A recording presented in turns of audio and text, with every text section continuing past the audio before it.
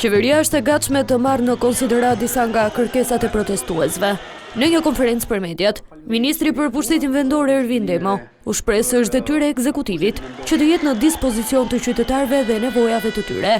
Detyra jonë si qeveri është absolutisht krijojmë kushtet e duhura që flamingot të ndihen si shtëpinë e tyre kudo. Dhe duke referuar kërkesave, unë t'i them vetëm një gjë, dhe unë jam pjesë e grupit të punës, që ne jemi duke marrë shqyrtim të gjitha ato kërkesa që janë të qëndësishme. Janë disa prioritete të reja që ne patjetër duhet i marrim konsiderat. Megjithatë, ministri theksoi se më parë duhet bërë ndarja nga ata protestues që janë realisht të shqetësuar, me pjesën tjetër që po përdor tubimet për interesa politike. Por një gjë është e sigurt që qartazi duket sikur flamingot kanë shtektuar nga bulevardi. Që të jemi sinqertë, këto tre kërkesa në fakt nga një subjekt politik janë kërkuar përpara se të fillonte protesta, që të jemi sinqertë. Në fakt bile për paketet maleve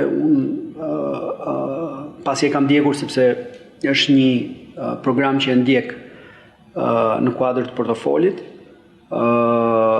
ishin filluar mblidheshin dhe firma për sa i përket kësaj nisme. Ndërkohë, Demo sqaroi dhe punën e bërë nga Komisioni i Posaçëm për Reformën Territoriale, ku shpjegoi se duhet më shumë vëmendje për funksionet e bashkive.